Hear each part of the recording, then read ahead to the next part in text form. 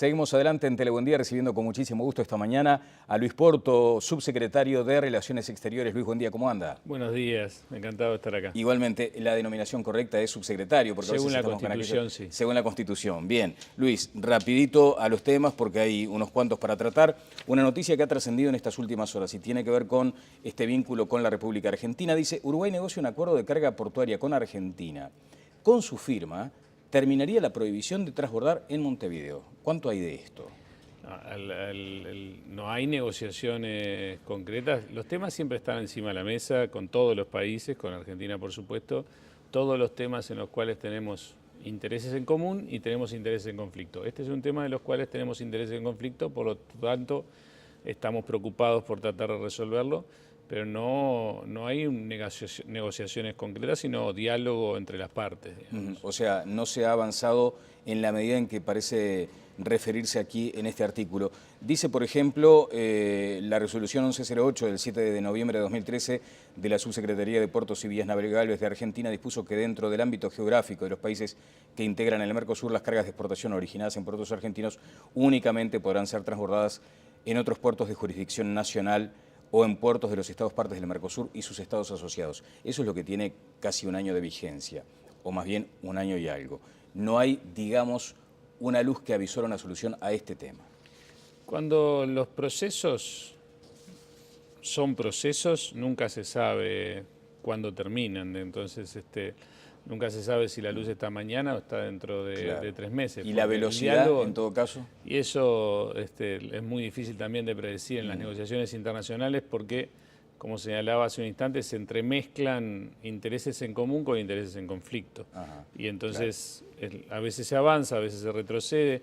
Pero este es un tema que está sobre la mesa efectivamente hace un año. Diálogo siempre existe sobre este y sobre los temas, pero no tenemos nada concreto aún. Bueno, entre enero y septiembre la baja de los transbordos desde ese destino, desde la Argentina, fue del 85,5% en comparación con el periodo cerrado 2013, o sea, un fuerte descenso. ¿Estuvo Timerman aquí? ¿Hubo oportunidad de avanzar sobre alguno de estos asuntos, Porto? Ayer estuvo en el Parlamento del Mercosur porque se hizo una declaración sobre Malvinas, estuvimos con el ministro con él, yo luego almorcé con él, acompañándolo hasta que salió para el aeropuerto, pero no se trataron los temas formales, digamos, intercambiamos simplemente visiones sobre la marcha de todos los temas, pero no hubo negociaciones de ningún tipo. Bueno, uno se pregunta si no es el momento apropiado para aquellas cuestiones diplomáticas, pero bueno, ustedes sabrán el ritmo. No hubo nada de esto en la conversación con Timerman. No.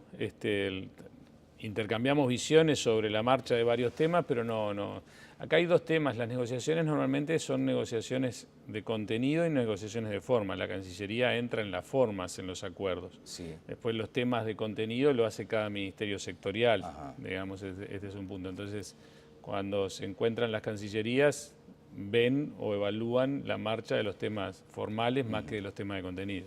Bien, no quiero entrar en detalles de ese almuerzo porque además seguramente son temas reservados, pero de cualquier modo hay algunas circunstancias que quedaron como pendientes. La eventualidad de que Argentina se presente una vez más ante la Haya por el aumento de la producción de la planta de UPM, ¿estuvo en el diálogo? No estuvo. Sé que los periodistas se lo preguntaron y él no respondió, pero no estuvo. ¿No es un hecho entonces que Argentina apele a esa vía? Es una decisión de Argentina, digamos. Nosotros, ya lo dijimos en su momento, si Argentina apela a esa vía, nosotros estamos muy tranquilos porque estamos convencidos que actuamos sujeto a derecho y sujeto a lo que los acuerdos estipulan. Bien, a propósito de la Haya, hay otra circunstancia que nada tiene que ver con el conflicto bilateral entre los países, pero sí alude a una Argentina que podría estar integrándose a la Corte Suprema de la Haya, y es Susana Ruiz Ceruti. Necesitaría el voto uruguayo para integrarse a la Corte Interamericana, a la Corte de la Haya. ¿Es efectivamente así? No es que necesite el voto uruguayo, necesita en realidad la Una mayoría. Exacto. Pero para eso contribuye el voto uruguayo, digamos. Sí, pero no es algo que esté en este momento sobre la mesa porque, según nuestras informaciones, todo indica que no va a tener las mayorías. No las tienen. Los hechos el otro día en Naciones Unidas Por lo tanto, no hay necesidad de no votarla. hay necesidad de tomar posición al respecto. Bueno, de cualquier manera fue una postura muy crítica la que asumió en su momento Ruiz Ceruti en aquel litigio. Sí, sí. Digamos, Sí, lo tengo muy presente. No generó mucha simpatía por acá. Bueno, avancemos sobre la región. Primero, usted decía esta circunstancia, no sé si de empantanamiento. ¿Cómo se puede definir hoy el estado de relaciones con la República Argentina para cerrar el capítulo argentino? Como la mayor parte de los países, lo que señalaba al inicio, con todos los países tenemos objetivos comunes sobre la base de intereses comunes y también tenemos objetivos comunes sobre la base de intereses en conflicto cuando los queremos resolver, pero hay veces que tenemos intereses en conflicto que es difícil encontrar objetivos comunes para solucionarlos. Con todos los países tenemos esos elementos y la solución de esos temas lleva mucho tiempo. Un ejemplo de los más claros, para abrir el mercado de cítricos con Estados Unidos estuvimos 20 años. No son temas los internacionales que se resuelven de un día para el otro. Uno trabaja todos los días, pero muchas veces la solución se encuentra luego de meses o luego de años. Con Argentina la situación es que de todos los temas que tenemos sobre la mesa, efectivamente hay unos cuantos en los cuales podemos trabajar bien, como el dragado del río Uruguay, sí, que finalmente hace un par de semanas, se inauguró precisamente las obras de dragado.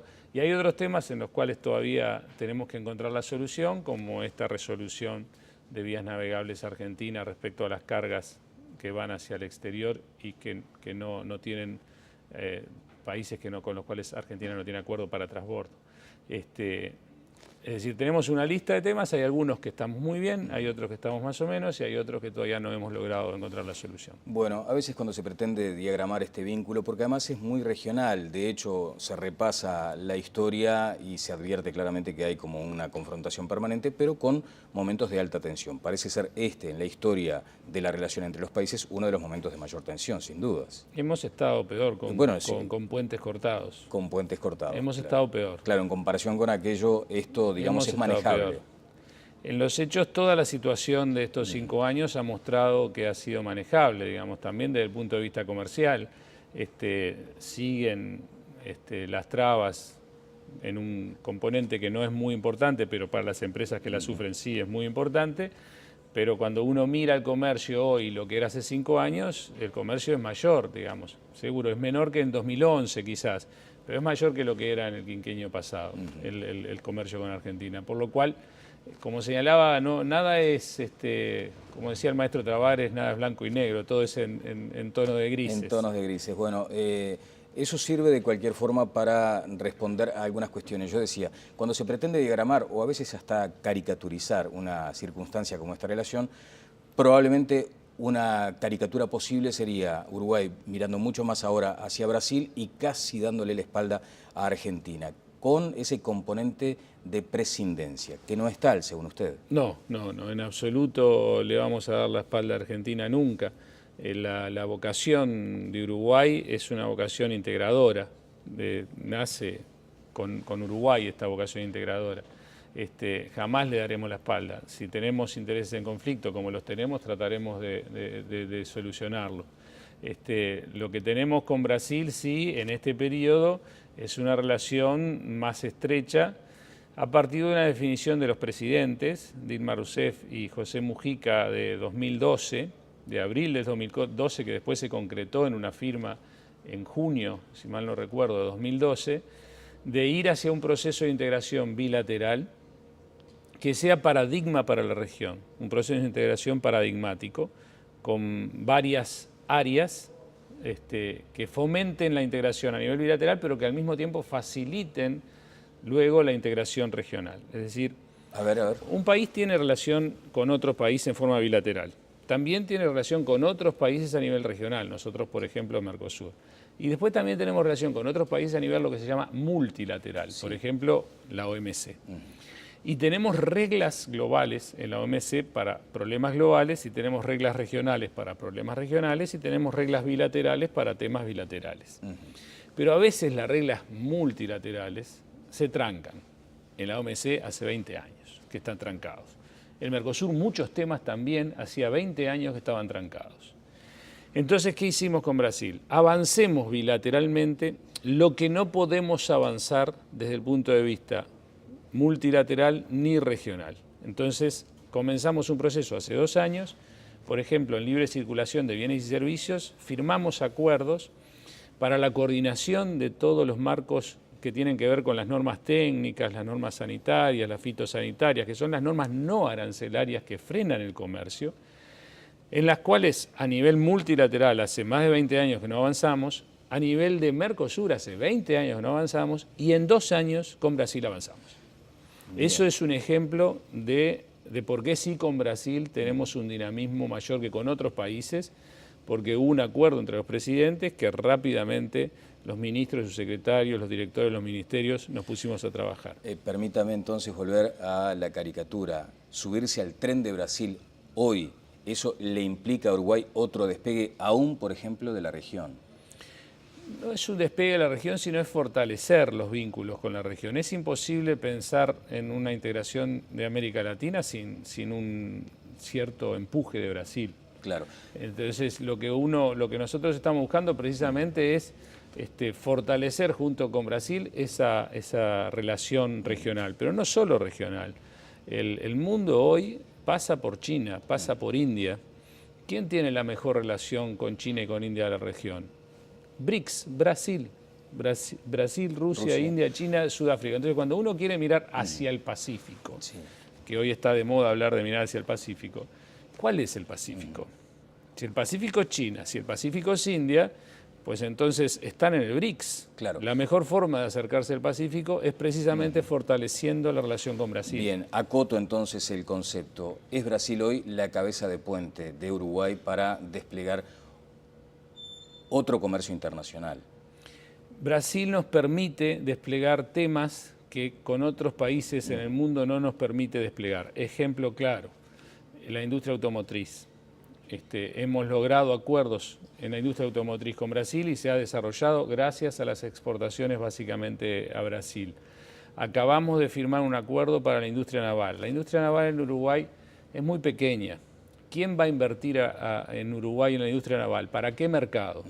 Con el acuerdo que logramos con Brasil, ahora podemos salir a buscar inversores para decirle, allá tienen el mercado, porque logramos un acuerdo por el cual Brasil reconoce a las piezas de las naves o a las navipiezas que se produzcan en Uruguay como si fueran de origen brasileño a los efectos de su normativa interna. Ese tipo de industrias, ese tipo de sectores, es muy difícil que se desarrollen en Uruguay tomando en cuenta otros mercados que no sea el brasileño y mediante estos acuerdos. Claro, bueno, me quedo además con lo que usted ha dicho, acuerdos que tardaron 20 años para que fueran resueltos y aún siguen pendientes en el Mercosur, con Brasil se logran en 2.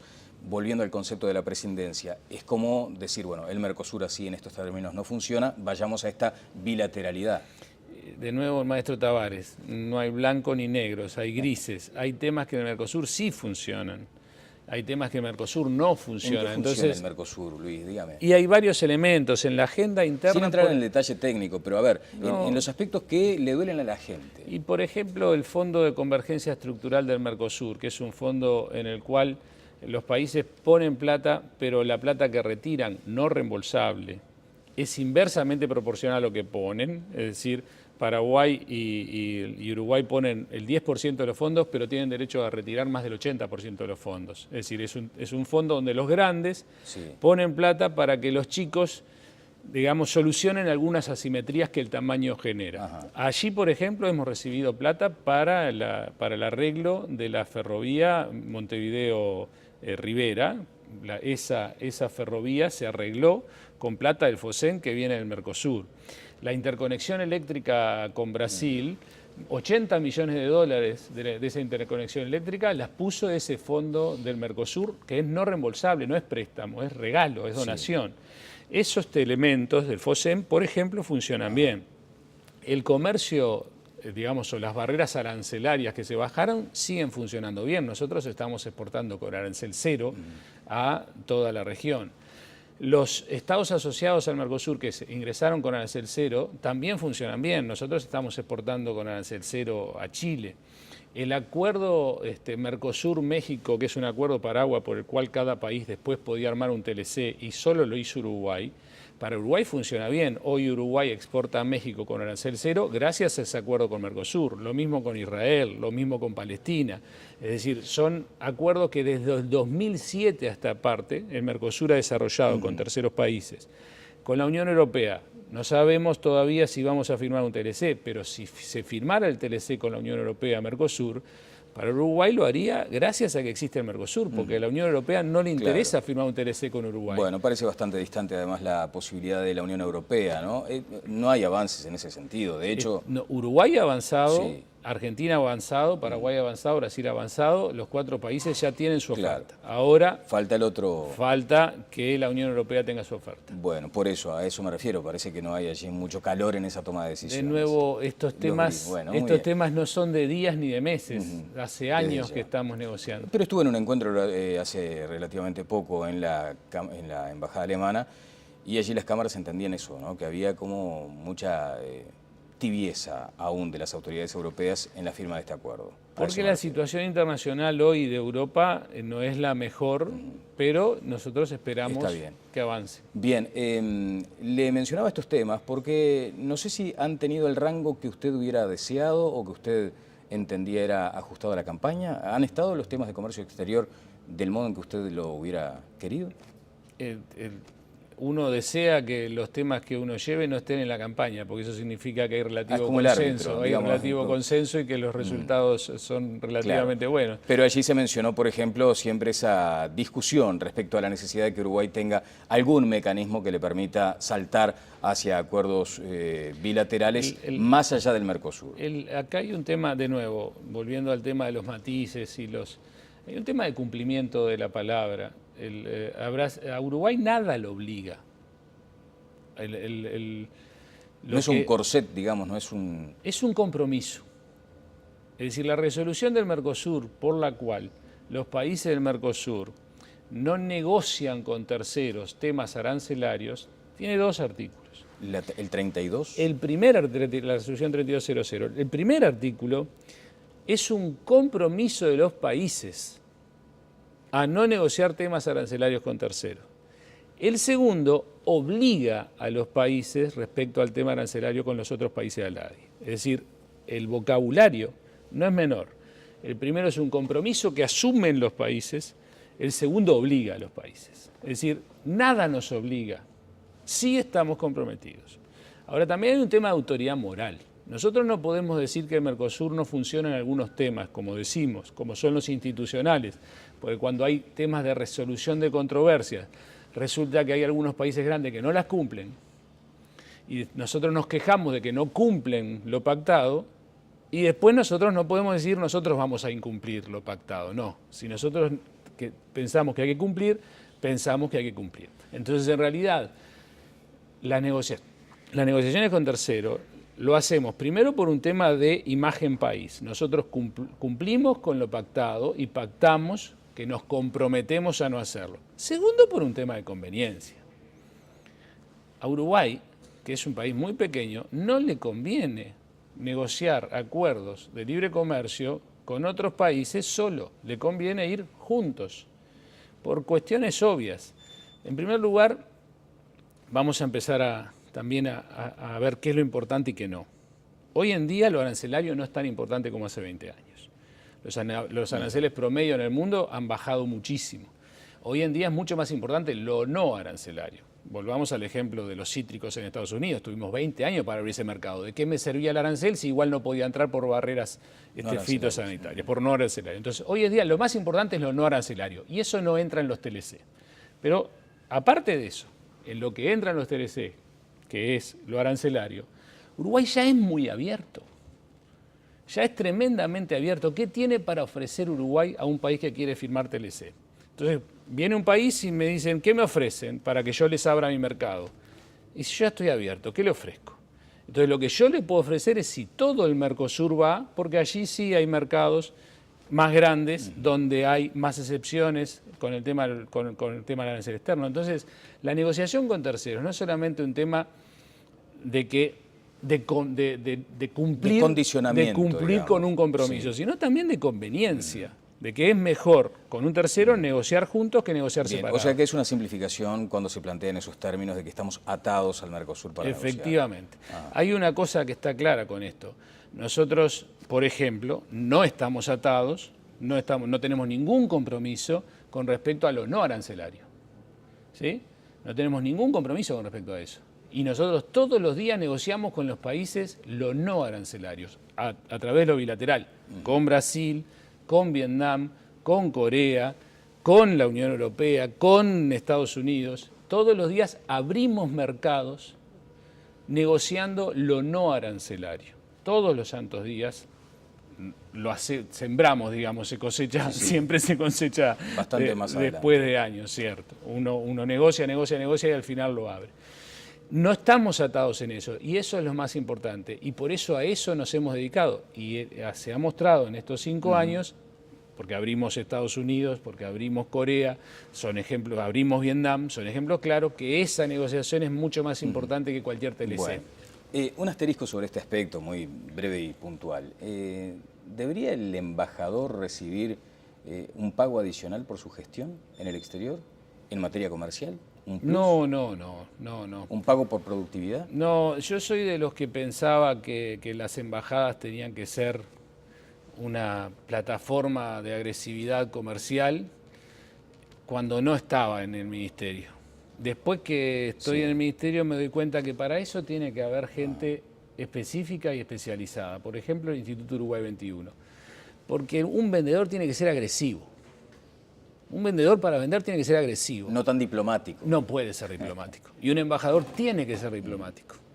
Porque un embajador hoy va en forma agresiva a vender, mañana va a negociar algo político o algo ambiental. Y queda condicionado. Y queda condicionado por la agresividad que tuvo con la venta. Entonces el embajador tiene que servir sí de plataforma, sí de puerta de entrada, pero el que tiene que hacer ese trabajo agresivo tiene que ser, por ejemplo, desde mi punto de vista, la gente de Uruguay 21. O sea, las embajadas no deben ser, en todo caso, una góndola para ofrecer los productos nacionales. Puede ser la vidriera, pero quien lo ofrezca, desde mi punto de vista, tiene que ser Uruguay 21. Porque ellos sí son los que van directamente a eso y pueden ser agresivos con eso, sin tocar otros temas delicados, digamos, porque no solamente está la relación con el país al cual le voy a vender, también está el competidor. Y yo con ese competidor, hoy es mi competidor con ese país, pero mañana yo tengo que hacer un arreglo con él. Entonces, esa agresividad propia del vendedor, desde mi punto de vista, después de haber visto la experiencia de todos los temas que maneja un embajador, tienen que ser hechos por alguien especializado y nosotros ya tenemos, no hay que inventar nada, el Instituto Uruguay 21, que se tiene que apoyar en las embajadas, como lo hace, pero son ellos los que tienen que ser agresivos. Bien, Porto, volviendo sobre Brasil, hay allí un compromiso ahora, me parece, por lo que he leído, más potente desde la presidencia que asumirá Dilma Rousseff para el puerto de Aguas Profundas. ¿Ese es un hecho ya? De nuevo, los grises. Los grises. La conversación del otro día no giró en torno a compromisos ni a financiamiento. Primero fueron 2 horas y media donde abordamos todos los temas de estos 2 años, los temas a los cuales hacía referencia al principio de la integración comercial, de la integración productiva, que hacía referencia a automotriz e industria naval, de la integración energética, de la integración infraestructural y también el tema del puerto. Fue un tema más, fueron 2 horas y media, se abordaron todos los temas. Y cuando se abordó este tema, no se abordó en términos ni de compromiso, ni de financiamiento, sino en términos de orientación, de geopolítica, digamos, geopolítica y geoeconómica estratégica del puerto. Tomo eso que usted ha señalado ahora. ¿Es de interés de Brasil contar con ese puerto en Rocha? Lo que estuvimos conversando es que es de interés de la región. Sí, es un puerto regional. Exactamente. Lo que estuvimos hablando es que más que ser, incluso desde el punto de vista del nombre, hablamos de que más del puerto de Rocha comenzar a hablar del puerto de integración regional. Porque las cargas que van a salir por ese puerto son minoritariamente uruguayas. En realidad no es un puerto uruguayo porque van a ser cargas minoritariamente uruguayas. Por eso le preguntaba que si desde el punto de vista geopolítico o estratégico, Brasil está convencido de que es un beneficio para su economía, para su salida, este puerto de la región. Lo que estuvimos analizando fue que para quienes tienen que sacar la carga de esta región hacia el Asia Sí. en el futuro, y eso es no todo Brasil, sino Mato Grosso del Sur, porque el resto de Brasil sale por otras partes y puede salir por otras partes. Pero para Mato Grosso del Sur, para Paraguay, para Bolivia, para Uruguay e incluso para Argentina, puede ser muy conveniente este puerto en los próximos años, básicamente por dos motivos. En primer lugar, porque la demanda de China e India por los productos que salen de la región, hierro, granos, es decir, soja, maíz, etcétera, va a seguir en aumento, porque va a seguir en aumento la urbanización en esos países y por lo tanto la demanda de alimentos, de construcción, de hierro, etcétera. Es decir, que todo lo que sale por la hidrovía tiene un mercado para los próximos 30 años. Y en segundo lugar, por la tendencia que existe en el sector naval de buques más grandes y cada vez más grandes. Hoy en día, barcos que necesitan un puerto de aguas profundas en el mundo es el 5% de los barcos, pero en los próximos 5 años los armadores, quienes fabrican los barcos, tienen demanda para producir barcos de gran tamaño, que va a hacer que de aquí a 5 años el 35% de los buques va a necesitar un puerto de aguas profundas. Bueno, sí, Y serán... si uno proyecta 20 o 30 años, claro, porque un puerto se proyecta 20 o 30 años, entonces uno se da cuenta que por las tendencias de la demanda y por las tendencias de la industria naval, todos esos granos que salen de la región van a necesitar bien, un puerto de aguas profundas. Quedaría mucho por hablar, pero en todo caso me detengo en dos aspectos puntuales y finales, ya sin tiempo casi. Lo primero, ¿Uruguay no puede asumir per se el financiamiento de la obra? Podría. Podría. Es una discusión para el próximo ministro de Economía. Es una discusión para el próximo... ¿Piensa estar en el gabinete usted? No. Yo el 1 de marzo, por razones personales, vuelvo a mi casa. Se retira. Sí. Bien, quedará para la próxima administración. ¿Podría financiar el puerto con recursos propios Uruguay? En la medida en que esto se resolviera de otro modo, y es contar con un fondo común de los países que se verían beneficiados por el puerto, ¿no determina un condicionamiento luego en la política portuaria? Al contrario, determina seguridad y garantía para quienes tienen que hacer la obra y tienen que recuperar la inversión de la obra. Porque si los que van a estar allí, por ejemplo, ya tenemos un memorándum de entendimiento con Bolivia, Sí. por el cual le damos un espacio en el puerto para que Bolivia maneje su carga. Si ellos hacen sus inversiones, su terminal, saben que la van a recuperar porque son ellos quienes manejan la carga que viene de Bolivia. Lo mismo Paraguay, lo mismo Brasil, lo mismo Argentina. Ese parece ser el camino, entonces, Ese es el un camino. financiamiento múltiple. Muchas gracias. Se decidió continuar con el retiro de tropas de Haití, le cambio drásticamente de tema. Ese es un proceso que está en curso y de hecho que se va a consolidar ahora el año próximo. Esa es una potestad que tiene el presidente. Nosotros teníamos un plan de retiro que se adecua al plan de retiro de Naciones Unidas. Mucha gradualidad, en Haití, digamos. con una gradualidad, nos queda 600 y algo Sí. de efectivos en Haití, pero el gobierno de Haití estaba comprometido con un proceso político en el cual hay demoras, eso nos genera dudas, y por lo tanto se envió al Parlamento un artículo que se aprobó en el Parlamento que le da potestad al presidente de la República de abandonar el plan gradual y retirar todas las tropas en cualquier momento. Es decir, que lo que tenemos en este momento es la posibilidad de seguir con el retiro gradual, de aumentar el retiro o de retirarlas todas, y esa decisión es del presidente de la República. Muchas gracias. No, por favor, gracias a ustedes. No hablamos de Danubio, una vez que ganamos. Es verdad que, bueno, sí, pero en fin, si llegamos a hablar de Danubio en esta circunstancia, imagínense. Hace tanto que no ganábamos. Y además por aquello suyo, del blanco y el negro, el blanco y el negro. Ahora entiendo la figura. Muchas gracias. Gracias a Luis, ti. Luis Porto estuvo con nosotros, subsecretario de Relaciones Exteriores. Pausa y seguimos adelante en Telecom.